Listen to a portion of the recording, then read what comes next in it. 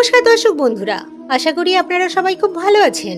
আমাদের চ্যানেলের আজকের এই অত্যন্ত গুরুত্বপূর্ণ এবং বিশেষ ভিডিওতে আপনাদের সবাইকে স্বাগত জানাই। গর্ভাবস্থায় বা প্রেগনেন্সির সময় আমরা সবাই মায়ের পুষ্টিকর খাবার, ফলমূল, ডাল বা প্রোটিন খাওয়ার ওপর খুব জোর দিই। কিন্তু আমরা কি জানি এই সব কিছুর চেয়েও যে উপাদানটি মা এবং গর্ভের শিশুর জন্য সবচেয়ে বেশি প্রয়োজনীয় তা হলো সাধারণ জল বা পানি। জল ছাড়া মা যত দামি পুষ্টিকর খাবারই খান না কেন, তার পুষ্টি শিশুর শরীর অবধি পৌঁছবেই না।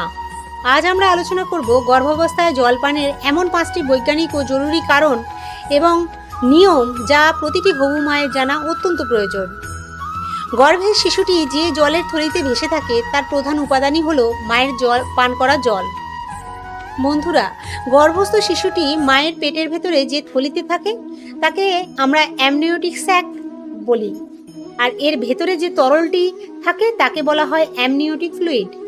এই তরলটি শিশুকে বাইরের যে কোনো আঘাত থেকে বাঁচায়, তার ফুসফুস ও পরিপাকতন্ত্রের বিকাশে সাহায্য করে এবং তাকে উষ্ণ রাখে। মা যদি পর্যাপ্ত জল পান না করেন তবে এই অ্যামনিওটিক তরলের পরিমাণ কমে যায়, যা শিশুর স্বাভাবিক বৃদ্ধিতে বড় বাধা তৈরি করতে পারে। তাই শিশুর চারপাশের এই সুরক্ষিত পৃথিবীটাকে পারফেক্ট রাখতে মায়ের জল পান করা কতটা গুরুত্বপূর্ণ তা নিশ্চয়ই বুঝতে পারছেন। গর্ভাবস্থায় ইউটিআই একটি অত্যন্ত সাধারণ একটি সমস্যা, যা পর্যাপ্ত জল খেয়ে প্রতিরোধ করা সম্ভব। গর্ভাবস্থায় হরমোনের পরিবর্তনের কারণে অনেক মায়েরই প্রস্রাবের ইনফেকশন বা ইউটিআই হতে দেখা যায়, কিন্তু এটি গর্ভবতী মা ও সন্তান উভয়ের জন্যই বেশ ঝুঁকিপূর্ণ। যদি মা কম জল পান করেন তবে শরীর থেকে ক্ষতিকারক ব্যাকটেরিয়াগুলো বের হতে পারে না। প্রচুর পরিমাণে জল পান করলে কিডনি এবং মূত্রথলি একদম পরিষ্কার থাকে এবং ক্ষতিকারক টক্সিন ও ব্যাকটেরিয়া প্রস্রাবের মাধ্যমে শরীর থেকে ধুয়ে বেরিয়ে যায়। তাই প্রেগনেন্সির সময় শরীরকে ডিটক্সিফাই করতে জলের কোনো বিকল্প নেই। প্রেগনেন্সির সাধারণ হজমের সমস্যাগুলো দূর করতে জল মুখ্য ভূমিকা পালন করে। প্রেগনেন্সি শুরু থেকেই প্রোজেস্টেরন হরমোনের প্রভাবে মায়ের পরিপাক ক্রিয়া বা হজম প্রক্রিয়া খুব ধীরে হয়ে যায়। এর ফলে কোষ্ঠকাঠিন্য, গ্যাস, অ্যাসিডিটি এবং বুক জ্বালা পোড়ার মতো অস্বস্তিকর সমস্যা দেখা যায়। পর্যাপ্ত জল পান করলে অন্ত্রের কার্যকারিতা সচল থাকে এবং খাবার সহজে হজম হয়, যা কোষ্ঠকাঠিন্য থেকে মুক্তি দেয়। এছাড়া ভারী খাবার খাওয়ার পর বা মাঝে মাঝে জল খেলে তা পেটের অ্যাসিডকে শান্ত রাখে, ফলে বুক জ্বালা পোড়ার সমস্যা অনেকটাই কমে যায়। মায়ের শরীর থেকে প্লাসেন্টা বা গর্ভফুলের মাধ্যমে শিশুর শরীরে পুষ্টি পৌঁছে দেওয়া কাজ করে জল।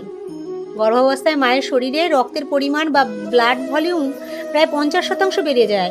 এই অতিরিক্ত রক্ত তৈরি করতে এবং তা তরল রাখতে প্রচুর জলের প্রয়োজন হয়। রক্তই হলো সেই মাধ্যম যা মায়ের শরীর থেকে ভিটামিন, খনিজ এবং অক্সিজেন প্লাসেন্টার মাধ্যমে শরীরের কাছে নিয়ে যায়। মা যদি কম জল পান করেন তবে রক্ত সঞ্চালনে ব্যাঘাত ঘটে। এর ফলে মা যেমন ক্লান্তি, মাথা ঘোরা বা দুর্বলতা অনুভব করেন, তেমনি শিশুটিও সঠিক পুষ্টি থেকে বঞ্চিত হতে পারে।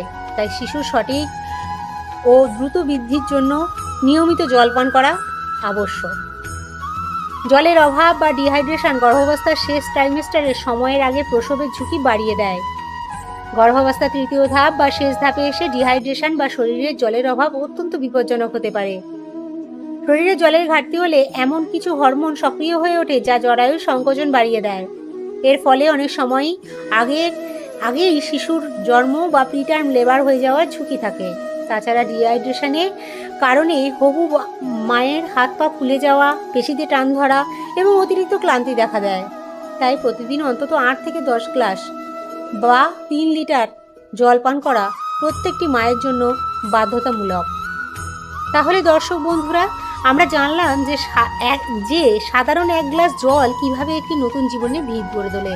তবে মনে রাখবেন, খুব ঠান্ডা ফ্রিজের জল না খেয়ে সাধারণ ঘরের তাপমাত্রার জল বা হালকা কুসুম গরম জল খাওয়া স্বাস্থ্যের জন্য সবচেয়ে ভালো। একেবারে গোগ্রাসে অনেকখানি জল না খেয়ে সারাদিন ধরে অল্প অল্প করে চুমুক দিয়ে জল পান করুন। আজকের এই তথ্যবহুল ভিডিওটি আপনাদের কেমন লাগলো কমেন্ট করে অবশ্যই আমাদের জানান। আপনার পরিচিত কোনো হবু মা থাকলে তার সাথে এই ভিডিওটি অবশ্যই শেয়ার করুন, যাতে তিনি ও তার সন্তান সুস্থ থাকেন। ভিডিওটি ভালো লাগলে লাইক করুন এবং আমাদের চ্যানেলটি সাবস্ক্রাইব করতে একদম ভুলবেন না। দেখা হবে পরবর্তী ভিডিওতে। ধন্যবাদ।